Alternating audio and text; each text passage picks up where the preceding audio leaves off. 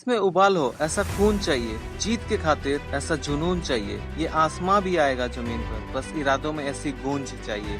दोस्तों, इंसान अपनी जिंदगी में कई परेशानियों से लड़ते हुए आगे बढ़ता है और उसको समाज में अपनी एक अलग पहचान बनाने के लिए काफी बड़े फैसले लेने पड़ते हैं। इसलिए जब उसे जीत हासिल होती है तो उसका वो जश्न मनाता है। लेकिन जश्न मनाना तो सभी को पसंद है, लेकिन उससे पहले जो कड़ी मेहनत उस व्यक्ति ने की होती है वो किसी को करना पसंद नहीं। परंतु सत्य तो यही है कि विजय जैसे स्वादिष्ट फल को अगर चखना है तो मेहनत रूपी पेड़ को उगाना ही पड़ता है। दोस्तों, आज हम एक ऐसे सेल्फ मेड बिलियनर के बारे में बात करने जा रहे हैं जिसे हम father of Indian IT sector भी कहते हैं, और ये है नारायण मूर्ति, जो कि इन्फोसिस के फाउंडर हैं और जिनकी नेटवर्थ आज $3.5 बिलियन से भी ज्यादा है। नारायण मूर्ति का जन्म 20 अगस्त 1946 में मैसूर के कोलार डिस्ट्रिक्ट के सीडलघट्टा में हुआ था। वो एक बहुत ही गरीब परिवार से बिलोंग करते थे और उनके पिताजी एक स्कूल टीचर थे। और नारायण मूर्ति जी बचपन से ही बहुत ही अच्छे स्टूडेंट थे और उनकी रुचि इंजीनियरिंग में होने के कारण ही उन्होंने आईआईटी के एंट्रेंस एग्जाम में बहुत ही अच्छे नंबर से पास की और बाद में इंजीनियरिंग की पढ़ाई खत्म करके वो आईआईटी अहमदाबाद से चीफ सिस्टम प्रोग्रामर की तरह काम करने लगे।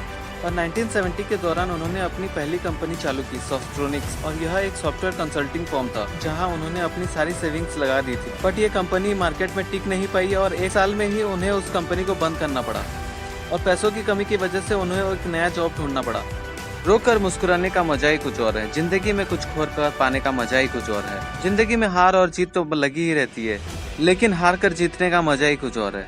और नारायण मूर्ति जी ने अपनी इस फेलियर को एक एक्सपीरियंस की तरह ले लिया और फिर मूर्ति जी ने एक IT firm Patni computer system join कर ली पुणे में।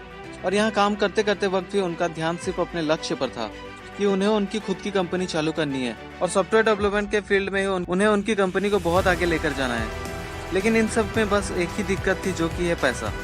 बट सिर्फ पैसों की दिक्कत की वजह से वो अपने लक्ष्य को तो नहीं छोड़ सकते थे और इसकी वजह से वो एक दिन अपने 6 इंजीनियरिंग दोस्तों से मिले अपने घर में अपनी नई सॉफ्टवेयर कंपनी चालू करने के लिए। और अपनी यही डिस्कशन के बाद ही उन्होंने फिर से रिस्क लेने की ठान ली और अपनी सपनों की तरफ आगे जाने का निश्चय कर लिया। और उन्होंने अपनी well settled job Patni computer system को छोड़ दिया और अपने ड्रीम प्रोजेक्ट पर काम करने लगे। डर तो उन्हें भी लग रहा था क्योंकि वो भी एक बार फेल हो चुके थे, लेकिन उनके अंदर से उनका पैशन उन्हें गिव अप करने से रोक रही थी। जीत निश्चित हो तो कायर भी लड़ सकता है, बहादुर वो कहलाते हैं जो हार निश्चित हो फिर भी मैदान नहीं छोड़ते। और फिर उन्होंने अपनी पत्नी से 10,000 लेके अपनी कंपनी चालू की। बट उस time company registration process extremely complicated था। फिर भी उन्होंने कुछ समय में ही अपने हार्डवर्क एफर्ट्स और एग्रेसिव प्रिपरेशन से ही उन्होंने 2 जुलाई 1981 में इन्फोसिस को रजिस्टर करवाया।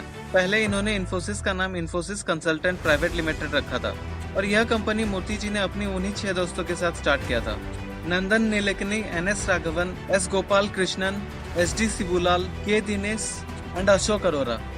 और वो सभी दोस्तों ने मिलकर एक छोटा सा मकान किराए में ले लिया और पुणे शिफ्ट हो गए और नारायण मूर्ति जी का घर ही उनका ऑफिस बन गया और वो अपने 6 दोस्तों के साथ वहीं काम करने लग गए। और नारायण मूर्ति जी की पत्नी सुधा मूर्ति भी बाहर जॉब करती थी ताकि घर का खर्चा निकल पाए। और बाद में इन्फोसिस को उन्होंने बैंगलोर शिफ्ट कर दिया। उन्हें उनका पहला क्लाइंट मिला अमेरिका से, लेकिन उनके पास उतने ही पैसे थे कि सिर्फ अकेले नारायण मूर्ति जी ही बैंगलोर जा सकते थे, तो वो अकेले जाकर वहाँ ऑपरेट करने लगे। और बाद में उनकी फैमिली और सारे को फाउंडर्स भी बैंगलोर शिफ्ट हो गए और अपने लगन और परिश्रम से काम करने लगे। लेकिन फिर भी उनकी कंपनी कुछ खास परफॉर्म कर नहीं पा रही थी। उन्होंने 8 साल तक कंपनी को चलाया, फिर भी कंपनी वहीं की वहीं थी जहां उन्होंने स्टार्ट किया था। और उनके बाकी के क्लासमेट जो उनके साथ सेम आईआईटी में थे वो सेटल हो चुके थे और नारायण मूर्ति जी और उनकी टीम वहीं के वहीं थी। इतने सारे हार्डवर्क और सेक्रीफाइसेस के बाद भी वो सफल नहीं हो पा रहे थे। और 1989 में इन्फोसिस एक ज्वाइंट वेंचर में गया और जहां उन्हें थोड़ी सी उम्मीद की किरण दिखी थी, लेकिन कुछ समय में ही वो ज्वाइंट वेंचर कोलैप्स हो गया और इससे कंपनी को बहुत बड़ा टेंट लगा। कंपनी टूटने के कगार में थी और हालत बहुत ही खराब हो गया था।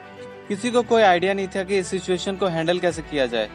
उनके कई टीम मेंबर्स ने तो अपना शेयर बेचकर कंपनी को छोड़ने का निश्चय भी कर लिया था, लेकिन नारायण मूर्ति जी अकेले इंसान थे जिनका कॉन्फिडेंस और करेज ने सबको इस सिचुएशन से बाहर निकाला। उन्होंने सभी को यही कहा कि अगर किसी को जाना है तो वो जा सकता है, मैं उसका सारा शेयर खरीद लूंगा, लेकिन इस कंपनी को बंद होने नहीं दूंगा। और इसी कॉन्फिडेंस की वजह से ही उनके को फाउंडर्स उनके साथ रहे और इस डिफिकल्ट टाइम से बाहर निकले और अपनी कंपनी को आज इस मुकाम पर लेकर आ पाए।